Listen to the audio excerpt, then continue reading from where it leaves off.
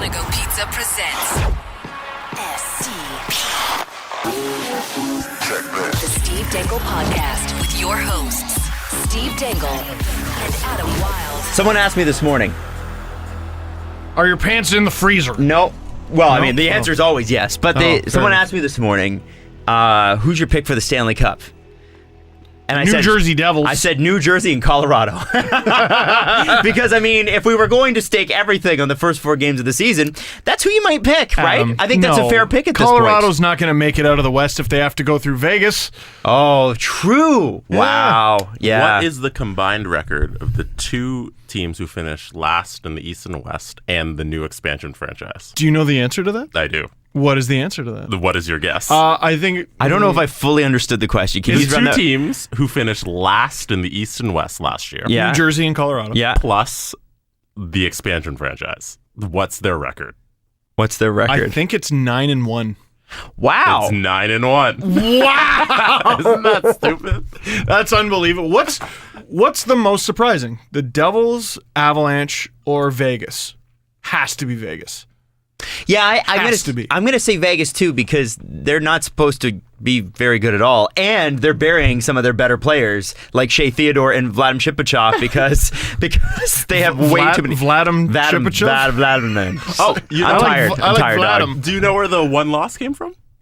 It was Colorado losing to was it Montreal? No, not Montreal. Oh, it might have been Montreal. Was it? They lost to New Jersey. Oh, New Jersey. The Damn. one loss came between the 3 teams. Anyways, Wow. I just remember Unbelievable. that. Man, New Jersey's a brand new team. They are. In that I didn't recognize any of them. Not a single person. Kyle Palmieri, maybe. That's not true. I recognize a few of them from the heated playoff series between Albany and the Marlies a few years ago, but I don't think they were projected to be quite this ferocious. But I don't think it helps when the Leafs hand it to them. Well, which is basically what they did. So there's a little bit of that, but I don't want to take away from Colorado New Jersey. I will. Because New Jersey, I mean, Corey Schneider, man. He seems like they got 50 shots. So they've got Vancouver's goalie coach from a few years ago when Corey Schneider was on the rise. They brought him into New Jersey because he had a rough year last year. He certainly did. And so I guess he's starting to feel confident. Elliot Friedman was talking about that after the game, and it's interesting. Just how important that position is. Because goalie coach. Yeah. I was like, goalie? Yes. Yes. Well, yeah, goalie, yes. But goalie coach, because I think being a goalie is a lot like being a pitcher. It's such a mental game. And neither of you are looking at me right now. I was listening. No. What are you looking at? I'm putting the friggin' end screen on my video. Okay.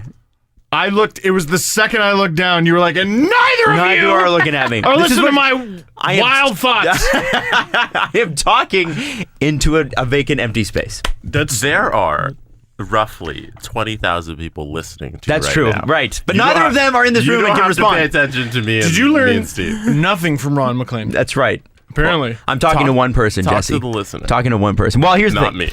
I just feel like, Freddie is going through a little bit of what Freddie went through last year and what Corey Schneider would have gone through last year, and I don't think he's playing like a confident goaltender. The first few games, there was a lot of shots that went in that maybe shouldn't have. One that comes to mind is the Richard Panik goal. Bounces off the boards, end boards. It's a weird one. It's a power play. Yeah. Like that. Those goals don't happen often, right? Right. But there were goals like, I think it was Zacha yesterday. I wanted power play one. Yeah, Zacha scored twice. I wanted him to get the first or the power play one. Yep. I want him to have it. Yep. And he should have it. And Yep. he is going to have bad nights. But I think the game in Montreal is going to be a real point of where is he actually at? Well, that is the game, isn't it? Like, you can either keep the Habs where they are, or you can give them the offensive outburst that they desperately need and lose your first divisional game of the year. Right. And I like Babcock's quotes after the game. He basically said New Jersey is who I thought they were, and the rest of the team didn't listen. Let him off the hook. Let him off the hook. He warned them. And what I liked about New Jersey is they reminded me a lot of what the Leafs were last year. And I don't think With no Absolutely. disrespect to the talent they have on the team, I don't think they're anywhere close to the talent that the Leafs had last year. However, they've got some great players. Taylor Hall, Nico Hischier, Will Butcher looked good. Holy smokes! Yeah. Oh my God! I didn't realize he had 3 points in his first game, and it was against the Avalanche. It's crazy. That's mean. Yeah, it's sort of mean. That's not fair. And it's so I enjoyed watching that just on a pure hockey level. That was the only thing I enjoyed about the game. But and I wanted to chirp them because their first couple goals, the celebration was so crazy over the top. Like, guys, you scored a first period goal in the 4th regular season game of the year. Chill a little bit. But they have that air about them that the Leafs sort of had, which was, they're excited. Oh my God, we didn't think we were this good. It's like a dog catching a squirrel and going, I don't know what to do with this. Yeah, you know, I never thought this day would come. And here's a squirrel. I think I'll shake it until it dies. Sorry. Well, you had to take it there. I mean, that's what they did with the Leafs. But it'll die. Yeah. Remember. It certainly will. I believe it's toxic shock syndrome. I think about that every day. Oh, me too. So no, but I think, for the Devils, they're going to surprise some teams, and I think they surprised the Leafs. I think the Leafs were like, well, you were like, 27th last year? How much better can you really be? Forgetting that the Leafs went from 30th to, was it 16th, 17th in the league? What were they last year? 16th, 15th? 16th. So you can make big jumps. It is possible. It was exactly the kick in the teeth the Leafs needed. It was a game they obviously took for granted, and it showed. Like, what was it that they took it for granted, or I don't know what it is, because they were so blatantly, the errors were so egregious. They were just dumb, and 2 of them belonged to Rosen. And I don't know what to blame that on anymore when it comes to him. Well, I know we're only 4 games in. He hasn't looked that good. Yeah, you don't have that much time to gain the fan base's confidence, but also, I want to know what Babcock's leash is for this guy. For Enroth, it was 3 games. Right. Now, I think in Rosen's case, I think it'll be a lot more, and I think deservedly so. I don't think Rosen's a bad defenseman. You got to remember, so I was reading, it was James Myrtle that said Babcock sheltered the Borgman-Rosen defense pairing, and I think they got 82% of their starts in the offensive zone. Like that, first off, that's not sustainable.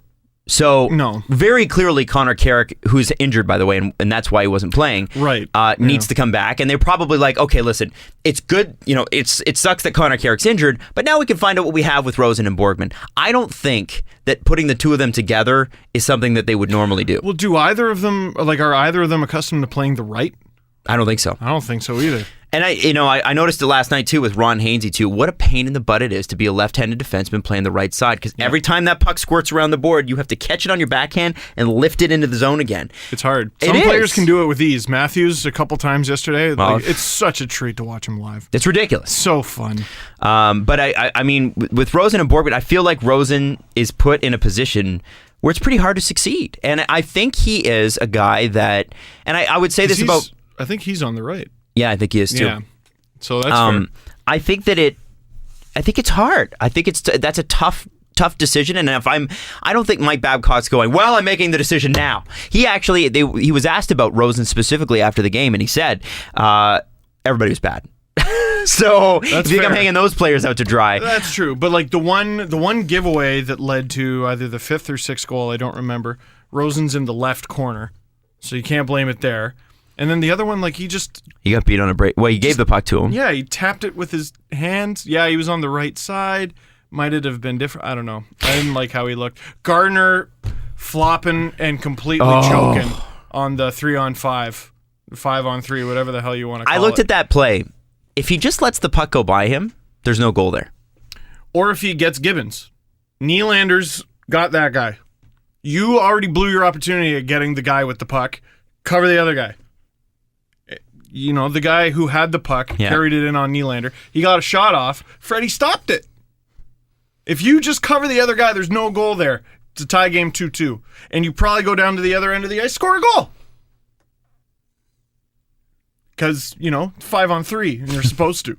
And then they did have another minute and 40 seconds of the 5-on-3. They did. But I wonder, I don't know, it might have screwed them screwed him up mentally. I don't know. It's just, well, it's like Leafs killed the Jets 7-2. Line A scores 3 minutes in on that one time or whatever. How different is that game? Mm-hmm. I don't know. Is it just 7-3? Like, is it just that simple? Or is it does the game have a completely different makeup? Oh, I think it does. We'll never know. I mean, we'll never know, but I think it does for sure. Freddie doesn't stand on his head in that first little bit. So it's like, that's embarrassing. The whole bench is going, "Ugh, he got sniped on 5-on-3."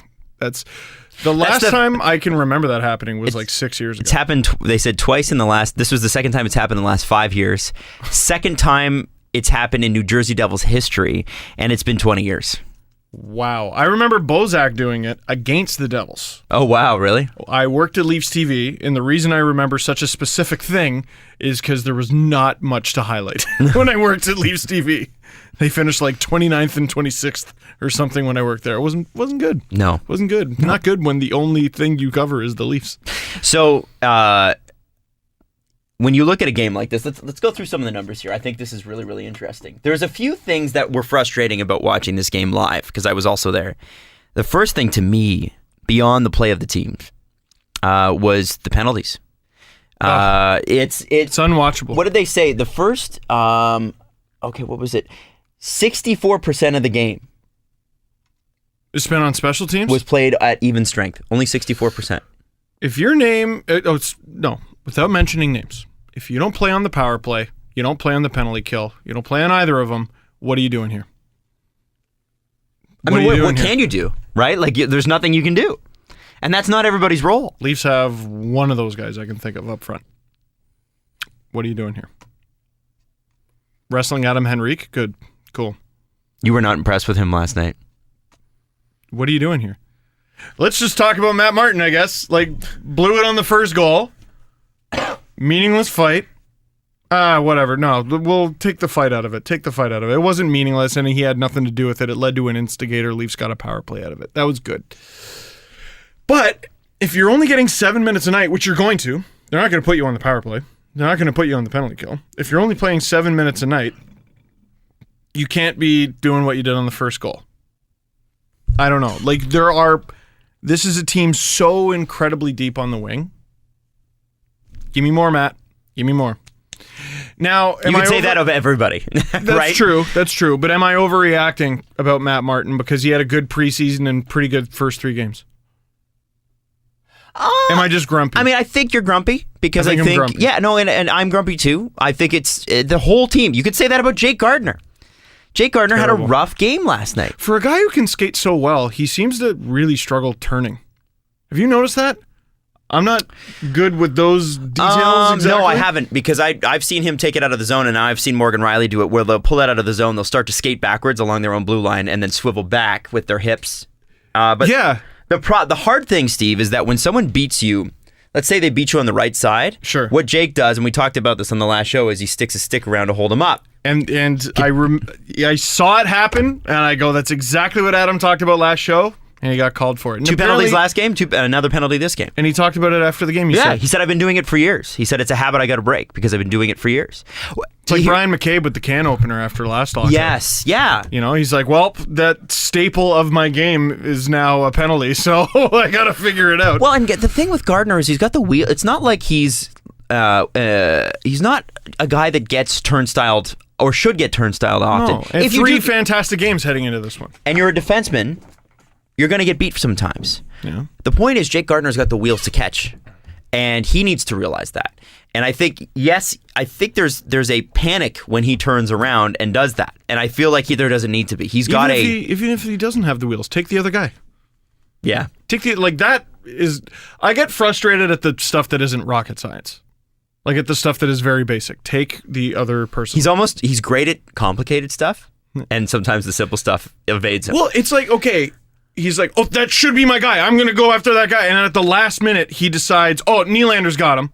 So he takes no one. Like, he just skates by the net and the situation and everything. Mm-hmm. He drives me nuts. So he does, but we love him. We love him, but he drives me nuts. He also is the Leafs leader in penalties right now with 8 minutes thus far this season. What a goon. He had 34 last year, and I believe his career average is somewhere in the 20s. That's insane. The other night, don't remember if it was the Blackhawks game or not, but there were 28 penalty minutes, no fights. Like, that's crazy. That's insane. Yeah. No one enjoys this. It did make the game very disjointed. Like, it's frustrating to watch. It is. Yeah, you know who the NHL is trying to get? My wife. Like, that's who the NHL is trying to get to give them more money. You know? She was there with you? How'd she feel about it? She hated it. The people sitting down the row hated it. Like, I was saying it in the videos, like, it's funny. I think we're able to look at it in a different way than most. Because we were looking at the long term, and eventually this will go down. Well, and we have a freaking hockey show, and the people listening are listening to a hockey show. You're the top 1% of hockey fans. Regular hockey fans, go to a game.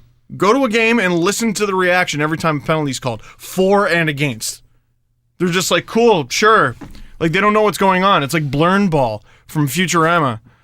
Like, yeah, everything you said was right, except for the word blurn. Like, that's a slash now? And I go, yeah, it is. Like, one thing I talked about in the video was they show the penalty call on the screen, and that's causing the crowd to boo and loudly. But they can't get rid of it. They can't. Like, because it's an educational tool for the crowd now. You're explaining to them this is a penalty now. And if you take it away, I think that's only going to make them more frustrated. That JVR thing, I saw it as it happened that led to the Zaka goal. As it happened, I'm like, they're going to call that stupid thing, aren't they? Yep, they called it. Yeah. Piece of crap. Piece of crap. Like, it's unbelievable. Yeah, so it does interrupt the flow of game. It is a little frustrating. So, Katie, I actually tweeted this out. I'm like, hey, guys, today's a podcast day. Any subjects you want us to cover? Not questions for the press conference, just subjects you want us to cover. Uh-oh. And Katie reached out and she's like, hey, is it too early to be worried about both Marner and Anderson? Marner? I don't think Marner's played that great, man. No. He hasn't had the pop in his game that and in fact, realize this is game 4. It is game 4. So is it too early? It's way too early. There you go. Okay, good. Answer the question. No, I think it's way too early. But at the same time, Katie, I agree. But it's too early. So maybe I should take what I just said about Marner and dial it back about Gardiner, the good and the bad. Matt Martin and Callie Rosen and Freddie. Well, I think Callie Rosen is in a position where it's too much too soon. It's like what happened to Connor Carrick last year, where he was playing top 4 minutes, and you know what? He managed it pretty well. That was Gardiner's defense partner. Yeah, I think Connor Carrick in this position, you get Connor Carrick back there, you got a little confidence there, you get a little bit of a guy who's a little bit more at ease. I think it's so funny having Riley with Hainsey, and a big story about that was, Riley for so much of his young career has had so many defense partners, and that couldn't have been good for stability. And you think Connor Carrick hears those quotes and he goes, yeah. Or Jake Gardiner. I know. Well, yeah, Gardiner too. But I mean, Carrick was on the Caps. I don't know if he played with more than one person there. Played with their AHL team. Played in the Marlies. I don't know if he had more than one defense partner there. Gets called up. He's with Gardiner. Can I just be honest with you about something? Yeah, sure. Anybody that says that. What? What you just said the right lack there. of chemistry? Lack of chemistry. Can I just say what a load of crap that is? Okay. All right. Because what do you... I think I might agree, but let's see. Because from the time you are 2 years old, if you strap on skates, you're playing with different defense partners every year. That's true. Like, when you go from AAA to junior, or you're like, well, it hurt his development that he went from AAA to junior because he wasn't playing with the same defense partner. Yeah, I wasn't the same guy. Joe from down the street was not good enough to make the junior A team. So I guess come on, guys. Well, come on. So many of the things that screwed them up yesterday were fundamentals. Yeah. So, yeah, maybe you're right. I don't know, man. I just think that's a little much. That's a little much for me to accept. Sure. If you at this point haven't figured out how to play with someone new, maybe your chemistry is not great, but I don't think it hurts your development. Fair enough. No, I don't disagree with that. I just don't. I'll just say that I'm really enjoying Matthews and Nylander. Yeah, they're fantastic. Again, sometimes chemistry doesn't work. I'm not saying that. It doesn't hurt your development. That's ridiculous. You are in full control of your development, you and your head coach. You were at the game. Yep. I saw that Marleau led the team in ice. up front. That's because he was on all the penalty kills, I think, too. He kills a lot of penalties, and he's on the power play. Because I was going to say, what? Like, I barely noticed him. Yeah, he had a couple... I thought he had a couple good plays, especially at the beginning of the game. It looked like Kadri and Komarov, and it looked like they were going to capitalize. And I actually think The passing was really off first 5 minutes. if a couple of those goals go in at the beginning of the game, I think it's a different game. Like the Jets game. Absolutely, but it didn't work that way. I think if you look at the ice time right now, I think Austin Matthews got up to 16 and a half, 17 minutes yesterday. Yeah, I don't think anyone got over like 17 and a half. Except for Zaitsev. Yeah, Because, like defenseman. Yeah. That's wrong. That's not how that should be. Yeah. Dustin Brown in LA is logging over 20 minutes. The reason is the Leafs keep taking dumb penalties. Matthews hit the ice with like 3 or 4 minutes to go, and I'm like, okay, he should play the rest of the game. Yeah. Like they were only down 2 goals. Yeah. At the time. Like you can do it. I've seen them do it. I just think right now the team's out of whack because these slashing penalties keep happening. So anyway, now do you think with Dominic Moore scoring 2 goals in 2 games that has, I mean, Eric Fair played well. Do they look at that or do they go, well, there's some holes in Dominic's game and there's some holes in Eric's game and we platoon this? The guy who tipped in the first goal was Moore's guy. I'm just gonna say it. You're not gonna win all those battles, but Moore also had a goal himself, so I guess it cancels it out. You know what's crazy about that Moore goal? That was a power play goal, which means Mike Babcock was crazy enough to put Dominic Moore on the power play. No, he was right in that and situation. Crazy enough to be right. I would have never. I would have never put Moore in that position. I wonder if he was just there to take the face off and then go back to the bench. He didn't.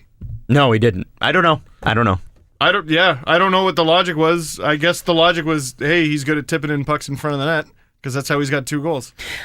We're starting to see the JVR contract situation start to bubble under the surface. There have been I have a hot take. A couple of stories have been published. JVR saying yesterday, well, you know, what you remember, when he said when you talk to veterans, guys that have been there before, the things that they remember are the winning, it's not the money. And obviously, JVR is going to make a lot of money. When you look at the way the Leafs contract situation shakes out and the amount of depth they have in the minors, to a lot of people, myself included, it doesn't make a lot of sense to re-sign him. Even if he does the bonanza 8-year deal for $4 million a year. Well, I don't know. Well, what do you think, Steve? We're going to have an answer on JVR by Christmas. That is my bold prediction. He will either be extended. I'm serious. He's either going to be extended or traded by Christmas. Why do you say that? This can't sustain. It's not that it can't sustain. It's why are we hearing about this now? I think because people are asking. And he's answering them, and he's alluding to wanting to stay with the team. Which means they're talking, now, maybe. I think they're talking. And now, what else do we know about JVR from this past summer with the Islanders? He didn't want to leave. He didn't answer the phone when the Travis Hamonic deal was happening. Yeah. That's why the deal didn't happen. So the Leafs have a lot of leverage. They've already tried to trade him. They could easily trade him. They could just let him walk. I don't think he wants either of those situations. I don't think he wants to walk. I don't think he wants to leave Toronto. So he wants to stay. Yeah. So resign. And if he doesn't, you get traded. That's how this works. I think we're going to have an answer by Christmas. But we don't need to re-sign him. I agree. I also agree. Need JVR. I'm a little concerned that this is the thing. If you want to stay here, that number needs to. But is that number going to be Connor Brown? No. It should be because JVR is replaceable. Whoa now. All right. Now. I'm interested. What do you think? Yeah. We have so many wingers. We just throw one of them in. I agree. We don't have a winger who's as good as JVR. No, but what's the the cost above replacement for JVR? Right. It's not like you get nothing for JVR, which you do if you let him walk. So you get a right-handed defenseman, let's say, for JVR and Connor Carey. Which, let's be honest, let's say that they need it. Maybe they need it. It kind of looks that way. I'm trying to deny that it looks that way. They need it. Hoping it gets better. But I mean, this is essentially the same defense core as last year, even with Hainsey and Hunwick out. I mean, how different is it? I think it's. Well, it's not that it can't sustain. It's just the thing. If you want to stay here, that number needs to. I mean, this is essentially the same defense core as last year, even with Hainsey and Hunwick out. I mean, how different is it? You know what? You know what moments get me down for some reason? When Zaitsev is a tough guy in front. Whenever I see it, I'm like... Tough guy, Nikita Zaitsev. Sheriff Zaitsev's in town. I'm like, oh. Oh, Nikita. Actually, I saw a blog TO post that Justin Fisher, again, our friend Justin Fisher, retweeted today. And it said Toronto crime down overall. And Justin goes, Matt Martin put in the work. What a jerk. Idiot. No, but yeah. So are you in agreement then, Jesse? Yeah. It gets solved by Christmas. Tell me how a Carl Grundstrom doesn't come in and do. Well, he's over in Sweden now. Yeah, sure. But tell me how he doesn't come in and score 15 goals, and then you take a guy, Kapanen, Johansson. Yeah. There's several other guys on the team that I'm not even going to name because I don't need to go into the names. You can look them up on the Marlies. They're good players. Janssen. Janssen. Is it Janssen? Yeah. Whatever. One S or two. Swedish name. Swedish guy. Riding his bike in Amsterdam. Like all the other Swedes. Being all socially responsible. Universal healthcare. Gross. Marijuana. No, okay, so you've got, JVR is good for 30 goals, let's say. Yeah, you scored 29 last year. Yeah, he's about a 30-goal guy. So you need to Billy Bean this shit and find two guys who can score 15. Okay, well, Or here's how you do that. You call up two wingers. I think the Leafs have two wingers who could probably score 15. One of them replaces JVR. The other replaces number 15, Matt Martin. Ironically, maybe it's a sign. Oh, the hockey gods are talking to you. Don't ignore them. I just think there's going to be a resolution to this before Christmas. Interesting. That's an interesting thing. Certainly before the trade deadline. It would not be smart to, even if the Leafs are in contention mode, like contender mode, it wouldn't be smart to head into this upcoming trade deadline with no answers for JVR, Bozak, and Komarov, all three. Give me one for I think your answer loud. for Komarov, and I hate to say this because I love Leo, He's gone. is Carl Grundstrom. God, he's such a good penalty killer. He's listen, but that's the thing. He's such a jerk. He's the best. I love him. However, we have 3 major contracts coming up. Yeah. And again, if you want to re-sign JVR, forget, like, Leo's gone, man. He's gone. And you have guys that can do that. You have guys that can come in and do that. Like, JVR's fighting to, like, keep the band together. Like, that whole line, right? If his number stays down, it makes it easier for the team to re-sign his buddy Bozak and re-sign his buddy Marner.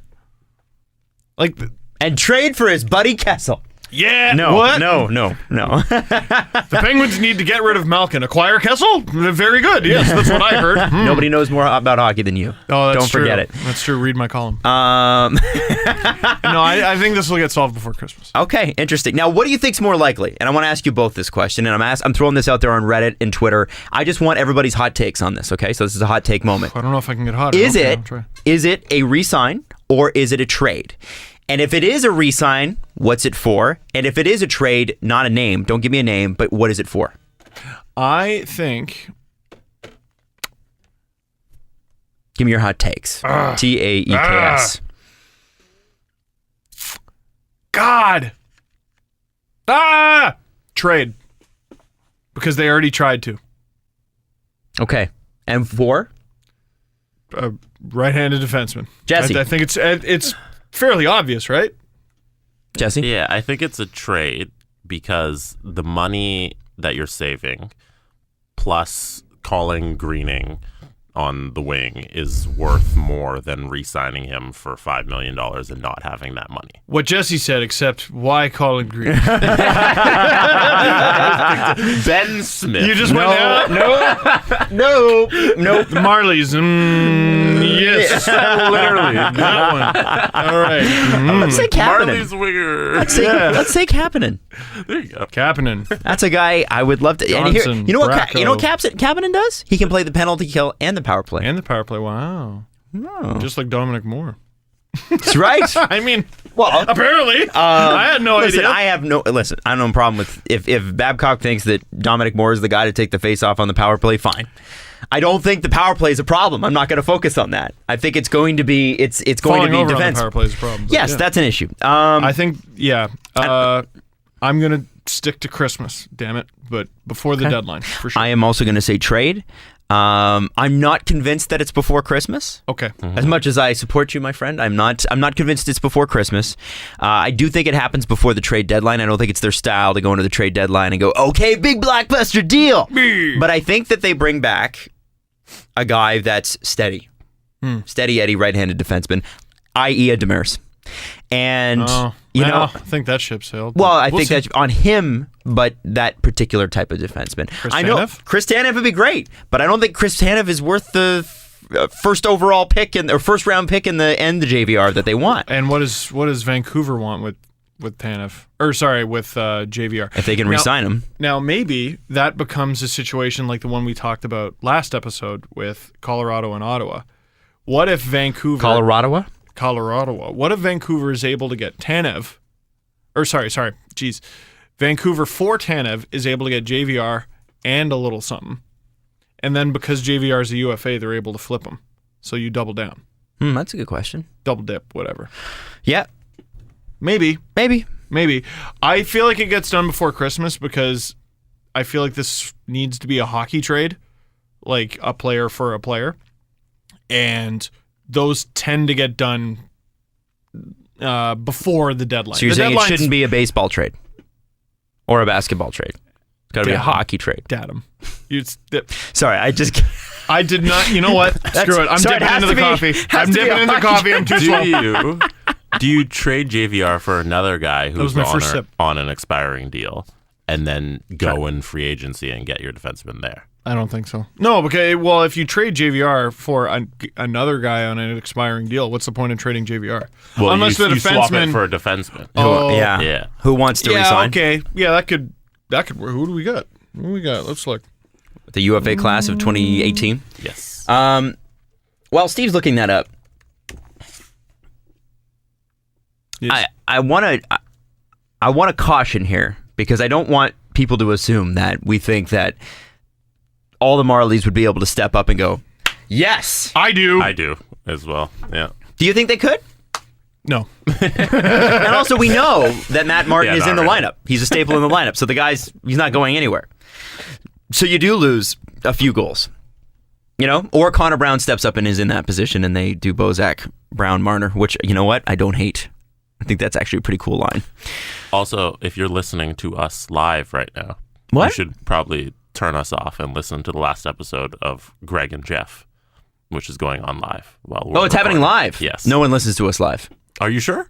Do we have a live stream? Are you sure no one's listening live right now? Only us, I think. Oh, wow. Yeah, I think Merrick and Wyszynski are. Okay, so just go They're over like them. a step guys are ahead all in on terms of the drugs. technology. They do the show live and then record it and send it out. Hey, there's some pretty interesting options. So what do we actually. got? Top option with a cap hit of $6 million. Detroit Red Wings, 32-year-old right-handed defenseman Mike Green, Yeah, but what does Detroit want with JVR? divisional rival. Shoot. Okay. Also, just what do they want with JVR? Yeah, they're rebuilding. Oh, yeah, right. That wouldn't make sense. You're right. Winnipeg, Toby Enstrom. They got some interesting defense Like going that? on. I don't think they do it, but hey, I'm into it. Vegas has Jason Garrison, who I'm looking at his numbers, and nah, dog. I don't think so. New. What happened to him? Yeah, Tampa fans, help us out. Because he went from 33 points, 30 points, 11-9 in roughly the same amount of games. What? Yeah, I don't know about that. Jack Johnson, no thank you. Alexei Yamelin, no thank you. Kevin Bieksa is a righty. Not the best E. You know what would be cool? Anaheim. That'd be neat. That's Well- an interesting thought. It's not ideal. I don't love it. I don't know how they would fit that under the cap too. Here's I look at Colorado. It's actually almost equal money. Are Tyson Berry or Eric Johnson available? Let's look. And I don't mean by free agents. I just wonder, like, I call Colorado and go, hey, Just like are they available? in general? Can we flip you JVR and a prospect for one of those two? See, again, the whole JVR angle doesn't really make much sense. Yeah. Eric Johnson is locked in forever. 1, 2, 3, 4, 5, 6 years at $6 million. When did that happen? And Tyson Barrie has 3 years left at 5.5. I don't hate that deal. That's probably why they want to hang on to him, though. Yeah, exactly. Like, if it's a good deal, it's a good deal. I think what we have to do is wait. Let's not look through this now. But Yeah. what we do is you look at, here are playoff teams who are going to have trouble scoring. Because there will be playoff teams that also have trouble scoring. That just inevitably happens each year. The playoff teams that have trouble scoring, I think, are going to be interested in a guy like him. If the Leafs don't re-sign him. That's why, I don't know. I think come trade deadline, some sort of JVR Bieksa deal could make sense, but like the Ducks need to sweeten that. Yeah, no. Bieksa? I don't know, dog. Me neither, but No. look, we're trying to make it work here. No. That's why I'm saying it's not going to be expiring for expiring. Okay, fair enough. Not Bieksa then. I don't know what it is, but it'll happen before Christmas. Yeah. You're that tourist Duchesne thing. Damn. That was just, I've thought about that all day. Really? After the show. Yeah, I think it could make sense. I think it does make sense, but it's a matter of whether they want to do it or not. Well, and obviously. actually, Aaron wanted to know when you thought Vegas and New Jersey would fall back to earth, and I guess you could say the same thing about Colorado. It's the first 10 games. Like, anything can happen. Geez, who's more We likely? haven't even reached 5. No, exactly. It's not even 10. No. When will they fall back to earth after Game 4? When will Nail Yakupov and the Colorado Avalanche hit a wall? Something that's interesting, though, Vegas has a 7-game homestand to start their season. Wow. So after, it was their first game on, when was it, yesterday? They played 2 games on the road. And then, And then now, starting now, they have 6 more at home. Wowzers. So, That's see how cool. they do, yeah. That's good that the NHL did that. The scheduling is great. Brilliant. Let them build a fan base right off Sure, the bat. absolutely. Yeah. And I think they did a lot to endear themselves to the fans. Of course, with the Vegas Strong, the way that they started their season, I thought was incredible. That they pulled the advertising off the boards and threw Vegas Strong up on the boards. I thought it was great. I would encourage you to read what Dave Loza wrote for Vice. Because Not all of you going to like it. you're not all going to like it. But what I appreciate about what he said was, and this is sort of the crux of it, I'm paraphrasing, but this is all great. Yeah, But this is wonderful. This has become routine. Yeah. We This is always just what we do. We honor people, and I think it's been since really like 9/11 that we've honor the victims that died after, and then do nothing. Yeah, do nothing about the problem. Yeah. Now, after 9/11, they obviously did something about the problem, or tried to. So a different situation. But would encourage you to read that. He did that for Vice Sports, and I thought it was really good. Well written. Beyond that, I want to talk about Montreal, because as reported yesterday by Eric Engels, the Montreal Canadiens sent out an email to all 30 other clubs and said, if you're interested in Mark Streit, we're trying to trade him. And today he was put on waivers. Right, and that is because of the imminent arrival of David Schlemko, who, again, I really wish the Leafs had targeted, especially for what they gave up to get him. I believe it was like a 4th-round pick or something. And even if it was less than that, or more than that, it was not much. it wasn't much. And this is a guy with really strong, I think, strong numbers for what he's been given credit, or sorry, what he's not been given credit for. He's pretty strong in terms of advanced stats. Yeah, I think he's a lefty.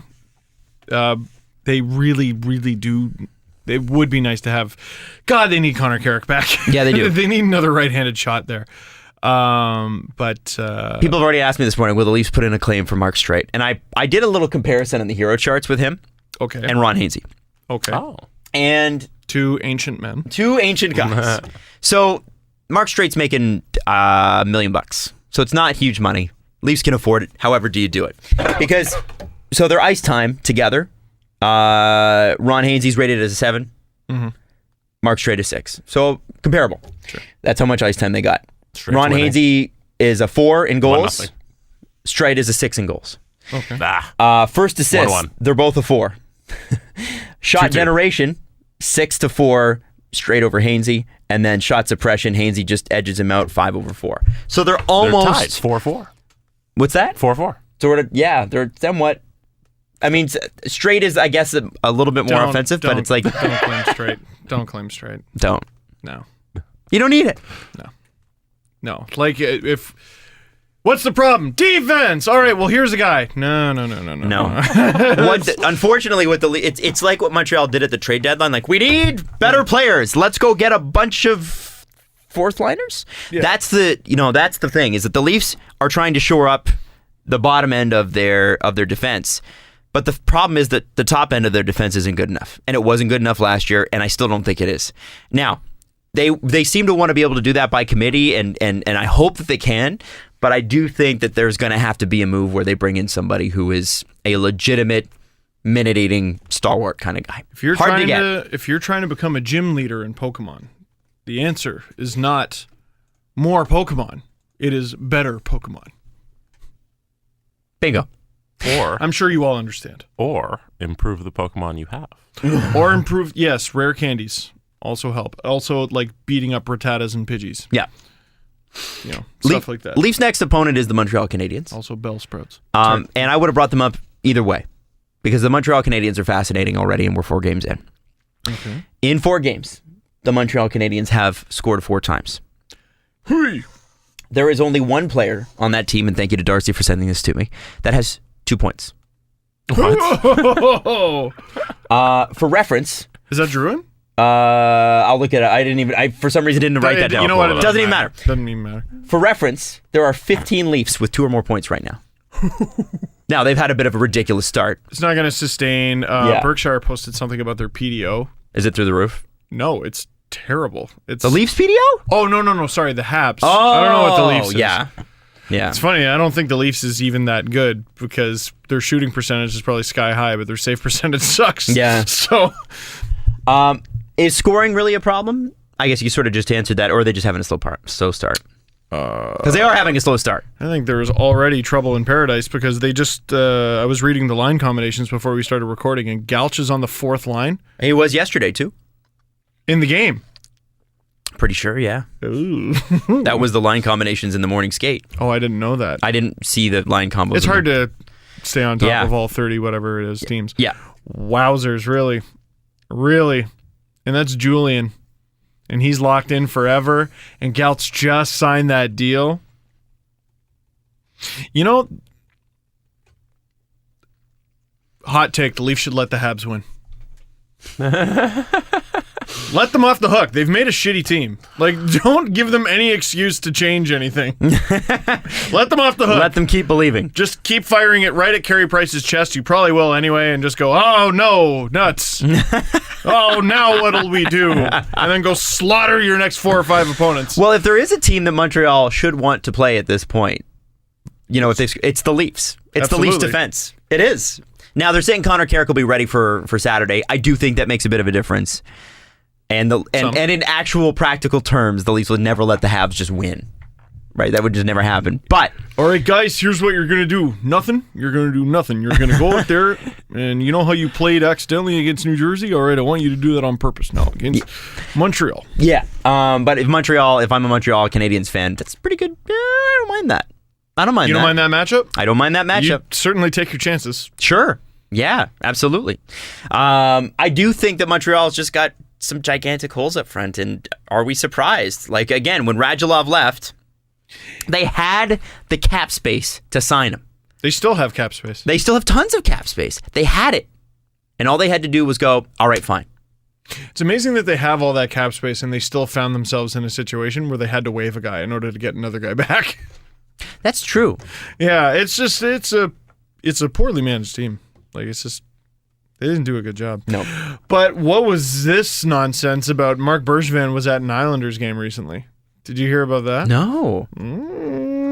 They're really, really blatantly out in the open flirting with John Tavares. They want him. They want him bad. And I don't know if they're going to wait for the summer. I wonder if they try to make a deal for him. What do they have to give him? Galch and etc. I don't know. Is that Hudon and Mete too? Like, what do you give them? It'd have to be like Galch, Hudon, a first, maybe Mete. You have to give them everything. Yeah, you gotta. Like, you already lost Sergachev. Now, What are you gonna here's give the them? fun part. Bergevin makes really bad deals and also really good ones. His opponent in this situation would be Garth Snow. Yeah, you almost have to, like, when you're lining up a trade, it's like GM versus GM. A little bit. It's like their own games, their own matchups. Someone needs to run over Garth Snow's phone. That's That's what I'm saying. Run it over with the car that they keep in the corner next to the... I don't think they're going to trade him, man. I just don't. They just announced the bid for the new arena deal there, and the new owners just took over, and the new owners have already said our goal is to have nobody remember our names. That's their goal. All they want is, hey, the New York Islanders got good a couple years ago and found a home, like a for real home. And they're working with the Oakview Group, with Tim Lywicki. It's a forever home. It's like a dog in a forever shelter. Home. And you can take the Islanders home to their forever home. I don't know, man. I just don't see Some rich them. guy holding John Tavares, stroking his belly. But what does John Tavares want? Maybe he doesn't want to play on the island. Because it will be at least 3 years before they're in the new arena. If the bid, I don't think the bid's been accepted yet. Yeah, so it's not confirmed that the arena's happening. Well, we know JVR is not going there, so... I don't know. It's a good question. I don't know. It's like, hey, John, when you're 30, we're finally going to have a good spot. There are too many weird, wonky things going on in the NHL. Leafs have too many pending free agents for a team that should be good. Habs have $8 million in cap space and a desperate GM. Vegas has 19 defensemen and is winning for some stupid reason. And is undefeated. There are... Oh, my... And Duchesne requested a trade. The Sens are shopping tourists. There is some wacky stuff going on, and nothing has happened. Yet. Well, we said that last year, and nothing happened. You know, I think we expected too much. Stuff happened, though. Has Carey Price played poorly? How much of this is on him? I mean, it's pretty hard to blame it on him when he's getting a goal average per game. Like, I think it would... What did they lose to Chicago? 3-0? 3-1. Was it 3-1? Oh, they got one. They got one. They won in that game. Yeah. I mean, 3. They have been shut out. I can't say for sure because honestly I haven't watched a full Montreal Canadiens game. You got game. shelled in that one Caps game, but like the whole team stunk. Top to bottom. And also, Ovechkin's been on a tear. 8-4. 8 goals in 4 games. He's on pace for 164 goals. They're already talking about It's gonna happen too. He's gonna do it. They wrote an article, can you do 50 and 50? I would love that. Oh, how great would that be? I think it was Sportsnet. I want him to do 50 and 30. He almost did it once. He almost did it Did they already. write that article in 1987? Dude, it's Ovechkin. Ovechkin doesn't give a damn about era, anything. No, he doesn't care. He doesn't care. Last year was an off year, like 33 goals. Oh, what a bum. You know why, though? He's not a student of the game. Remember. You're right. Always remember, not a student of the game. And now he's going to like be a 40-goal scorer before Americans are carving their turkey. Like, it's seriously unbelievable, this guy. Yeah. 2 hat-tricks to open the 8 season. goals. 2 hat-tricks. He like has 4 times more goals as the Habs leading scorer has points. Ovechkin has twice as many goals as the Canadiens. In the same amount of games. Wow. Yeah, I was just going to say Austin Matthews and JVR both have 75% of Canadians' goals. They both have 3, so they both crazy. Ovi's just crazy. He is crazy. It's crazy. And it's nice to see crazy Ovi. I love crazy Ovi. When he goes on hot streaks, it's crazy. Mm-hmm. It's not like, he got 5 goals in 7 games. What a hot streak. No. It's 15 goals in 7 games or something stupid like that. I said it like kind of jokingly last show, but I actually think it was a decent point. Like, the Caps are getting back to their roots. Make Ovechkin do everything. Play your best players the most. So it's not Carey Price's fault. No. I wouldn't say so. Okay. No. My answer is it's never Carey Price's fault. But if he doesn't stand on his head, then it's his fault. Whoa, hey there. Well, Jesse, he does make $10 million a year. Mm-hmm. So, or does that start next year? Next year. Okay. Next year, yeah. Next year. Oh, okay. So no, not yet. Okay. Not yet. That starts next year. Oh, heavens. I think it was pointed out to me on Twitter the other day, like, even if Montreal wants to rebuild, it will be very hard because they have Carey Price. You trade him for John Tavares. Oh. We got it! Done! We got it! There you go. Yeah, man. There's your future. There it is. And then Bergevin goes, and now we go for the... Oh, no! I thought, no! And Jeff Molson's in the other room going, Mark! Mark! You I rascal. would love to play whack-a-mole with Mark Bergevin. He'd be so bad. He really would. Yeah. Again, there's that Have you ever- complete Rubik's Cube. Have you ever done your hair and somebody Yeah. says if you try to do your hair too much, you overdo it and then it's not as good after the shower? Oh, anyone who draws as like a hobby, like you're into sketching, you know how many things I've been like, this is really good. This is very good. This is perfect. I fucked it up. I'm throwing it away. You know how many, It's just like, very good, very good. I ruined it. If I want to say to Mark Bergevin from 2 years ago, just don't touch it. Stop Leave it. picking at it. Yeah. Mark Bergevin's going to be the next commissioner. Quit picking at it. Seriously, he's going to become the next commissioner. Nail Yakupov and the Colorado Avalanche are 3-1-0. Nail Yakupov is leading the team in scoring with 3 goals and 2 assists in 4 games. Delicious. They for real? No. But Yak might be. Maybe he's finally getting an opportunity?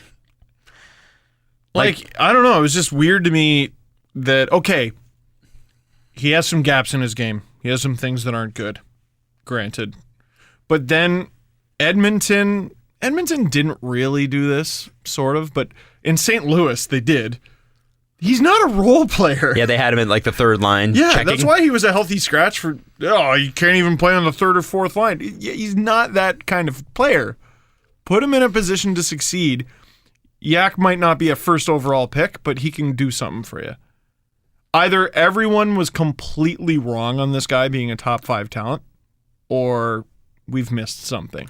I find it interesting that certain players get a pass for that, and certain players get taken to the wall for it. Like Vanek, Thomas Vanek is a basically one-dimensional guy and always has been. Yeah, He but scores we goals, know that. But yet, how many teams were lining up to give him ridiculous extensions and then buying him out and then signing him again? And it's like, why does Thomas Vanek get a pass for that, but Yakupov doesn't? I think people are fed up with Vanek. Sure, but it took them a while to get there. He also had a resume of being like a 40-goal scorer. Whereas Okay, fair, yeah. He Yak did do it. didn't really. I don't know. I just feel like, I mean, Vanek's a when was very Yak strange guy. ever put in a position to succeed is my question. Where his skill set would be maximized. I mean, he was with McDavid for a while, and then And they played well, and then McDavid broke his collarbone. Yeah. It was Benoit, or was it Pouliot and Yakupov and McDavid? Yeah, the McYakpoo line, That was a great line. as people tweeted at me.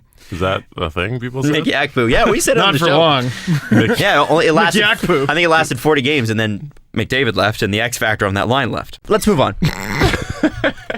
From 31 Thoughts from Elliot Friedman, there's a couple things, and I thought this is great. Because It's throwing me off that it's called that. Rarely do you. Yeah, it still throws me off too. Rarely do you hear Elliot get exasperated about anything. Oh boy, But I what saw is it? 2 points in 31 Thoughts this week that he was clearly fed up. Was it about Twitter? No. Oh, because he does not like Twitter. No, I know he doesn't. He actually told us on this show a couple years ago he doesn't even read the replies. That's true. He That's just true. kind of retweets people he follows. I think he's a dirty liar. I think anyone who says that is a dirty liar. But Well, in his case, at that level, like you think about it, he's got what, 500,000 he couldn't followers? possibly like read them and have a conversation. No, but if you get like to 500,000 followers, you imagine the just per capita amount of shit, like hate that you get. Think of how many jerks you've ever met in your entire life. Now put that on the scale of 500,000 people. and sports jerks, And sports jerks. Yes. which are intense. Yes. All right. What were his 2 things? Okay, so exasperated Elliot, number 1. I'm going to read directly. The NHL and the NHLPA's next face-to-face meeting about the international calendar is Thursday in Toronto. So today, right here in Toronto. Ooh. It's a gray, kind of stormy day, so you would think that the negotiations might be a little bit testy because people are a little testy today. Bettman's in town. Yes. Thanks for the rain. He brought Jerry. in the clouds. Yeah. No. There is some question about whether or not everyone wants to go back to China because this time around it didn't make money.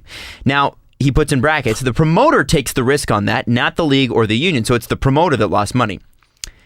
Here's where Elliot gets exasperated.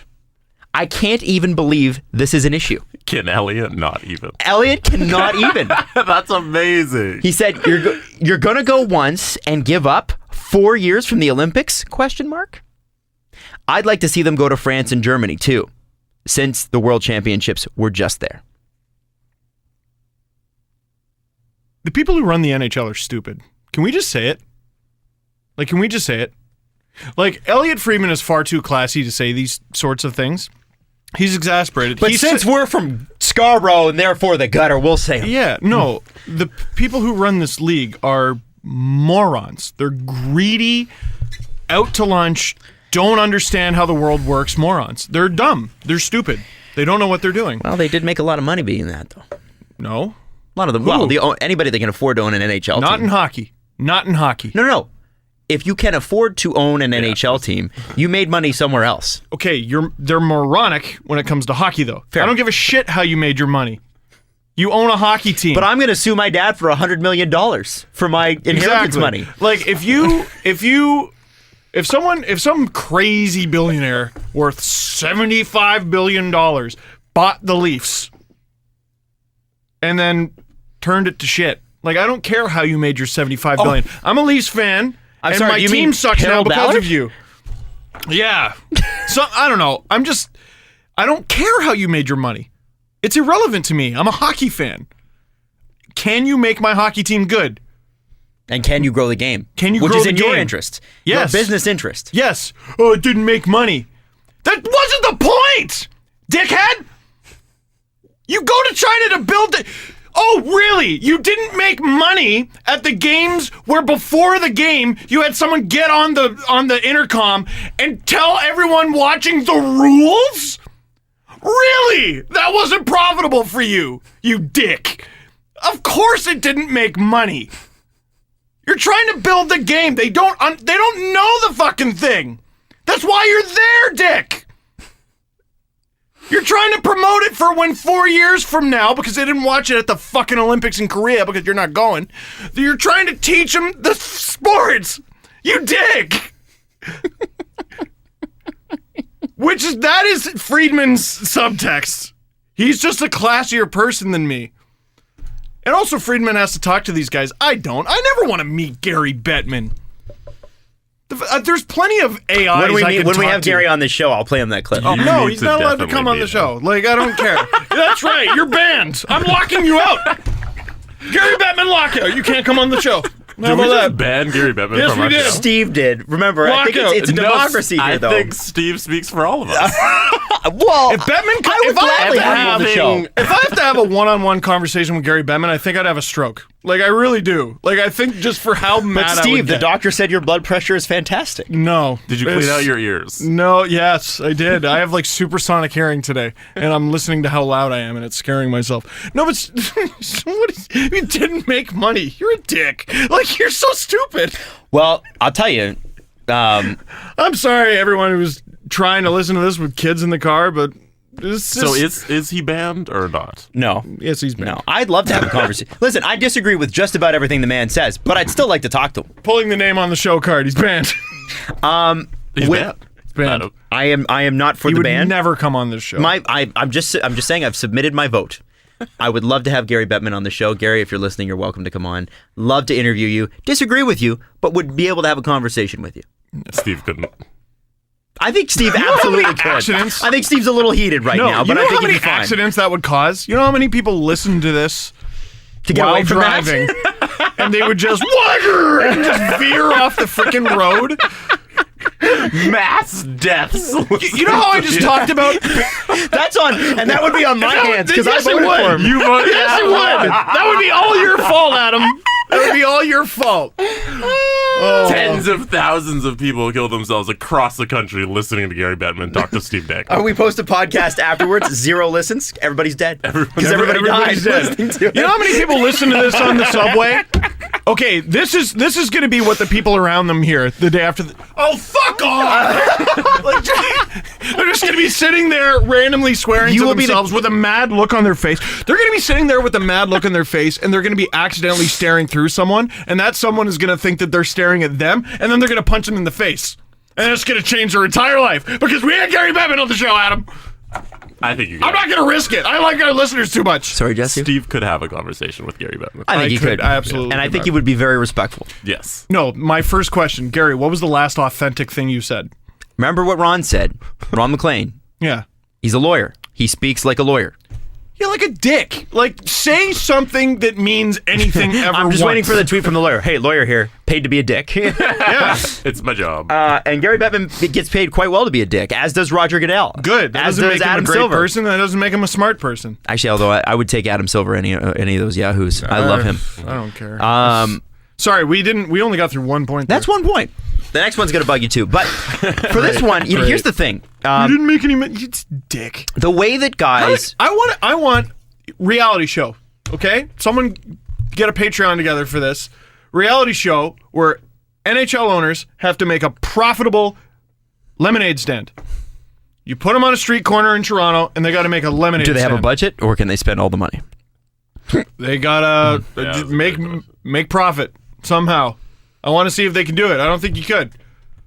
I don't think you could. So, I think you buy an 18,000-seat arena and get 7,500. when you are the head of a big corporation, and I work for a big corporation, so I can speak to this, your first job and only job is to make money, right? You've usually at that point gotten your hands into multiple different things. What becomes ingrained in you, especially if you weren't there for the genesis of the company, is that everything you do needs to make money, otherwise it needs to be cut. And it sometimes is the issue when it comes to broadcasting, because there are a lot of shows that take 2 or 3 years to get off the ground. And I think that whoever in the NHL or NHLPA, and I believe it's just really the NHL because I don't think the PA is going to agree with this, or agree with the NHL owners on this one, has to remind them that if you are growing, if you are in a new spot and no one's ever heard of you before, but you still want to establish yourself there, you're going to have to take a loss. And that's just the way it is. So Martin St. Louis wasn't good right away, and teams gave him a chance, and they fostered his growth, and they really gave him a shot, and then he turned into a Hockey Hall of Fame player. Anyway, China out. Like, they don't pay attention to the shit going on in their own league. listen, I hate these guys. I hate them. I hate them so much. Holy smokes. I feel they're just ruining the sport. I feel that that's the viewpoint that they're coming from. Oh, However, if you've it's started your own stupid. business, and if you're an entrepreneur right now, Yes. back me on this. You know what it's like to lose money in the hopes that you're going to gain it all back and more in the future. and we've done it. We did it with this show. Yeah. I mean, if we had based this show and its first episode, whether or not, and our metric for success was whether or not we're going to make money. I made no money on the first show. Cancel it. We were $1,000 in the hole, I think, on the first show because we had to buy equipment, we had to sign up for SoundCloud. You know, we spent some money to make some money. I'm yelling and screaming because I feel like they didn't hear these basic things the first time. Like, But again, remember before you get frustrated, just remember the oh, viewpoint. we're past that. Okay. Second thing that is exasperated for Mr. Elliot Friedman, I am assuming I'm putting words in his mouth, but it's just the way he wrote this. I thought this was interesting. He rarely writes with any sort of tude. He actually wrote this in all caps. Yes. Did he actually? And on Twitter in a thread. Yes. Oh, you. And he said, and he started it with, "This is problematic." Thread. This is problematic. If I read "this is problematic" one more time, I think you all even need if to it read is problematic, find a different way to say it, please. No, but Let's have a make little sure- creativity. Make sure you indicate that a thread is incoming. It Yes. needs to be thread. Thread one to come. Of, yeah. My column. Only it's on Twitter. Penn's ownership should step up, he believes. And here's what he said. Someone in Pittsburgh ownership, bracket, or the president/CEO should step up into the spotlight and answer for going to the White House. Whether you agree or disagree, it is a controversial decision. And you know our opinions on this. It is a controversial opinion. I don't think Elliot's stating anything that you believe one or you believe the other. Controversial. Polarizing. That's what controversy is. Mike Sullivan and Sidney Crosby should not be shouldering all of the heat. I agree. Being the coach and or the captain means you accept a lot of the responsibility, and they've taken their share. But the decision to go was made higher up the food chain. Step up. Wow, he said step up at the end. No, absolutely. And I agree you know too. what? I think both sides can agree on that, right? Yes.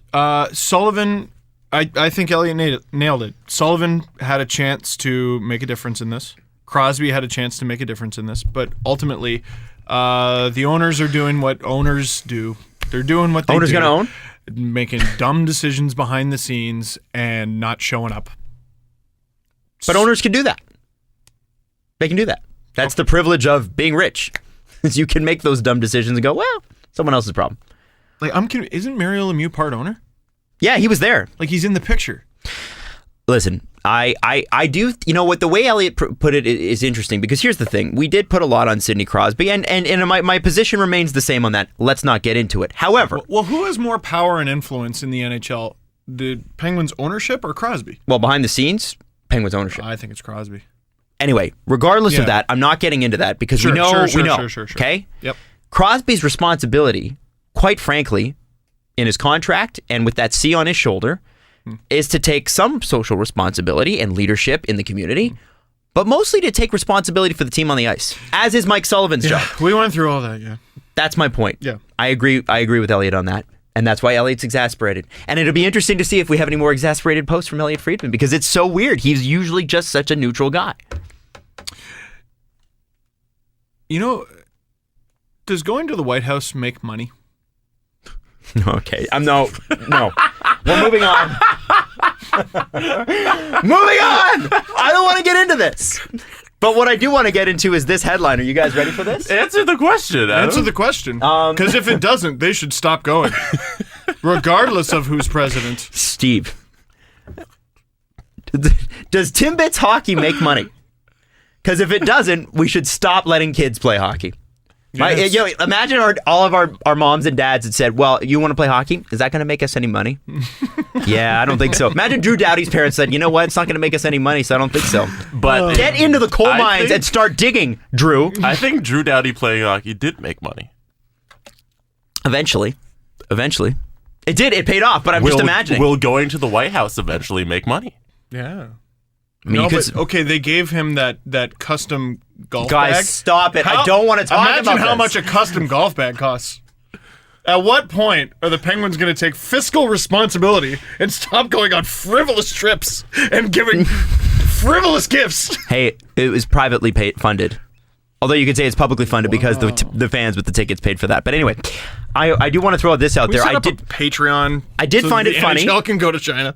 I did find it funny that the president was not handed a jersey, and I also found it funny that they did not take a picture with him. Well, just throwing that out there. Just find it funny. And I think either side of the coin, wherever you are on this, that's a little bit weird, don't you think? Videos are 29.97 pictures a second. Yeah. There are pictures. So I want to read you this headline, and I think it will brighten the mood. Because I knew we were going to get exasperated, and then I wanted to give this. I think one of us got the rest of us laugh. If you're not laughing at Steve right now, I don't know what you're doing with your life. Come on. If you think that was a little much, I don't know how you stumbled upon this show.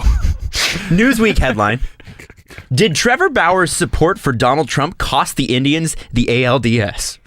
I saw that headline, and it's completely valid. Yes, it did. Yeah, sure. Yeah. So he was a jerk before the Trump stuff. But beyond that, what I don't care where you stand politically. What a dumb thing to write. Well, it's just like an inflammatory headline. I assume the article is. Well, the article is actually just a ripoff of a Deadspin article, and all it said in it was that Trevor Bauer he got lit up in Game 4, which we all know. Yeah. He went to the showers after 2.5 innings, and took a shower, went on Twitter, and people were ripping him on Twitter. By the way, if you're having a bad day and you've had a bad performance publicly, don't go on Twitter. Oh, he loves his Twitter. Anyway, he went on Twitter and started blocking people, and Deadspin said, well, Trevor Bauer had a blocking fiesta after the thing.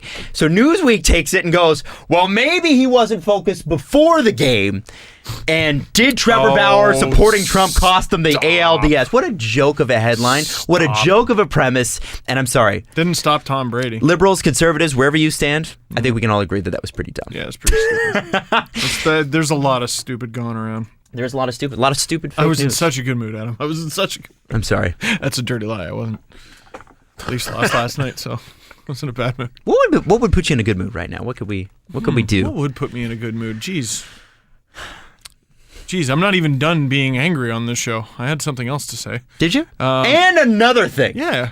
What do you think would put me in a good mood? I'm asking. I don't know. Oh. Jesse, do you have any suggestions? Like, what could we do with Steve? I don't know, Steve. Yeah. Okay. I don't know, man. I think we should let him be upset for his next topic, and then we'll give him the good stuff and let him. Okay. let him I don't know if there's. I don't know if I have good stuff to give him. Uh-oh. I mean, the press conference No, sometimes yeah, is good stuff. Oh yeah, I'll bring okay. up some All good right, stuff. cool. I'm gonna leave that to you then. The last topic that we have on the docket, which is weird because we normally takes us a little bit longer to get through all the stuff that we wanted to get through, Extendo press conference. is our buddy Dart Guy got himself a show. Yes, he did. It's a radio show. Congratulations, Jason Maslico. Congratulations, AKA Jason. What is Jason Maslico. Maslico? Now you know why he goes by Dark Eye. Or on Twitter, Maz. No, congratulations to him, and I genuinely mean that. TSN, not allowed to talk about them, but no, I'm going to because I want to congratulate him. And also, I saw some people angry that he got a show. And there's a term called mad online. And I think these people are good people. They're just being mad online for no good reason. It was really interesting seeing the people who negatively received Dart Guy getting a show, because I've been on both sides of the criticism. A lot of people don't think you deserve a show.